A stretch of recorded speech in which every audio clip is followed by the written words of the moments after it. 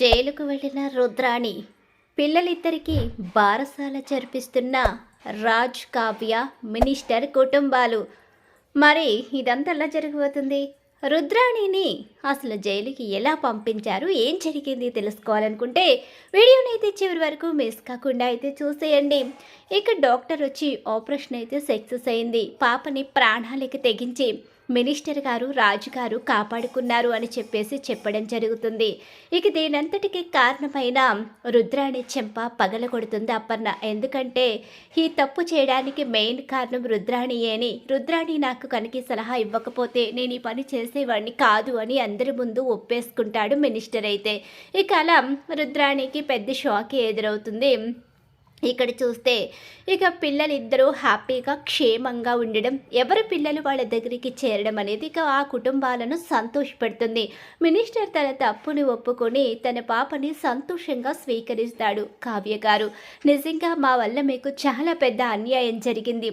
మేమే మీకు జరిగిన అన్యాయానికి కారణమని తెలుసుకోలేక మీకు ఎవరి దగ్గర నుంచో బిడ్డ రావాలని మా ఆయన్ని నేను పదే పదే అడిగాను. నా చేతిలో ఉన్న పాపే మీ పాపని తెలిస్తే వెంటనే నేను విచ్చేసేదాన్ని అని చెప్పేసి అంటూ ఉంటుంది. అయ్యో, మీరు బాధపడకండి, మీకు తెలియకుండా జరిగిన తప్పు గురించి మీరు బాధపడవలసిన అవసరం లేదు అని చెప్పేసి ఇక కావ్య అంటూ ఉంటుంది. అలా ఇక కావ్య రాజు కుటుంబాలు హ్యాపీగా ఉంటాయి. మామ్కి అన్యాయం జరిగింది, ఇప్పుడు మామ్ చేసిన తప్పులన్నీ కూడా బయటపడిపోయాయి. ఇప్పుడు ఏంటి పరిస్థితి? మామ్ని ఎట్టి పరిస్థితిలోని కూడా మనం కాపాడుకోవాలని చెప్పి అంటూ ఉండగానే అంటే అంటే ఇంకా ఆవిడను మీరు వెనకేసుకుని వస్తున్నారా?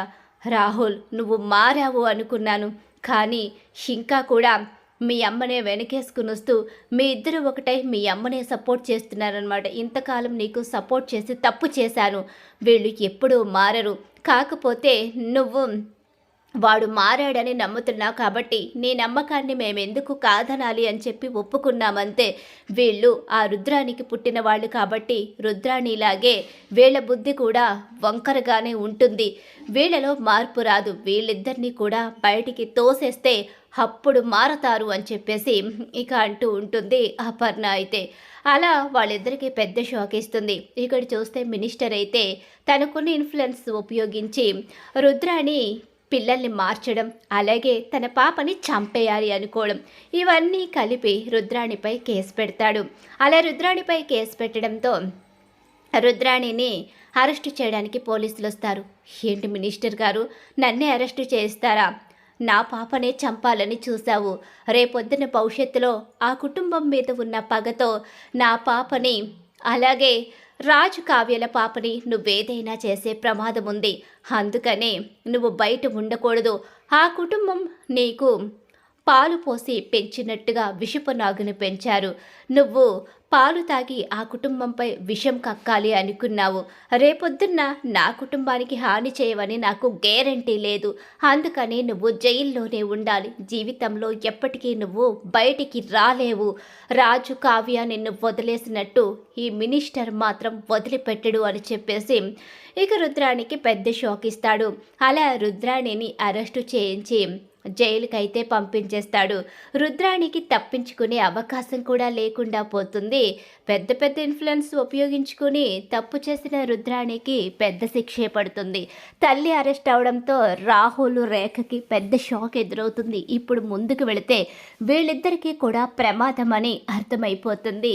ఇక ఆ కుటుంబంలో ఈ విషయం చెప్పిన ఆ కుటుంబంలో వాళ్ళు ఇక రుద్రాణిని క్షమించరు. పైగా క్షమించకపోగా నిజంగానే ఆ కుటుంబంలోంచి వాళ్ళని కూడా బయటికి తోసేసే ప్రమాదం ఉంది కాబట్టి సైలెంట్గా ఉండిపోతారు రాహుల్ రేఖ ఇద్దరూ కూడా. రాజుని దక్కించుకోవాలనుకున్న రేఖకి మాత్రం పెద్ద షాక్ ఎదురవుతుంది.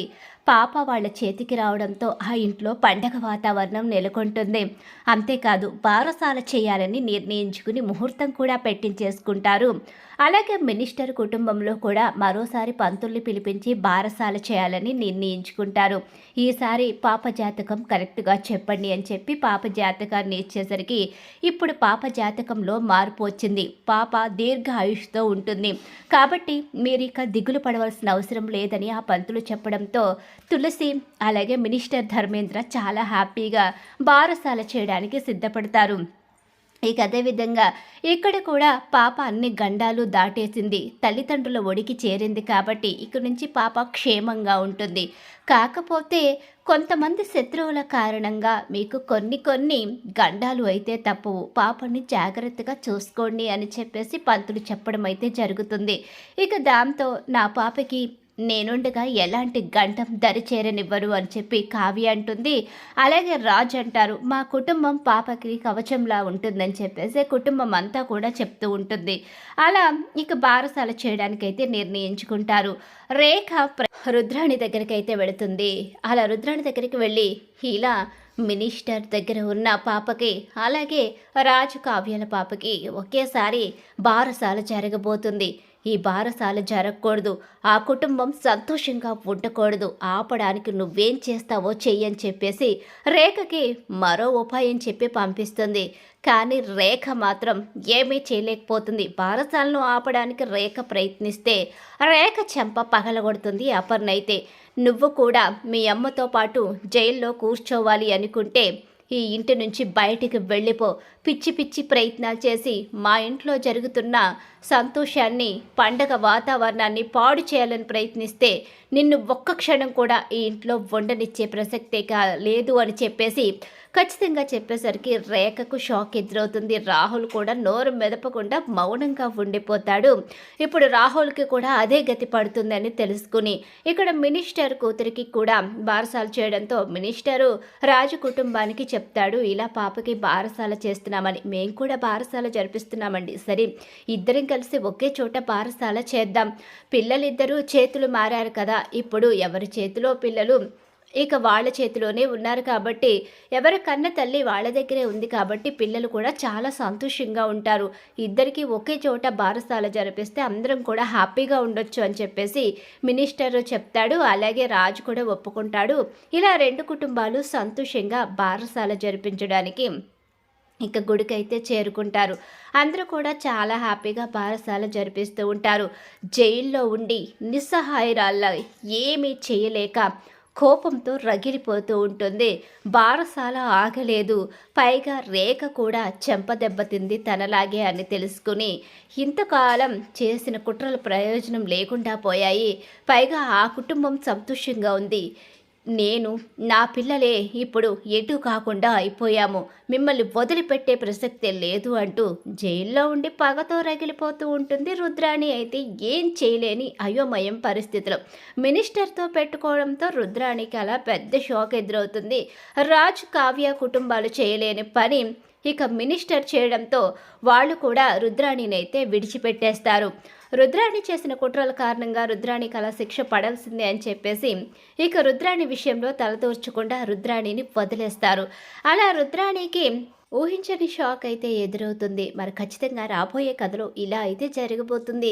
మరి ఇలా జరగాలి, రుద్రాణికి బుద్ధి రావాలని మీరు కూడా కోరుకున్నారా? అయితే వీడియోని తప్పకుండా లైక్ చేసి బ్రహ్మముడి సీరియల్ అప్కమింగ్ ఎపిసోడ్స్ టీవీలో కన్నా ముందుగా చూడాలనుకుంటే మా ఛానల్ను ఇప్పుడే సబ్స్క్రైబ్ చేసుకుని పక్కనే ఉన్న గంట సింబల్లో ఆల్ మీద అయితే క్లిక్ చేసేయండి.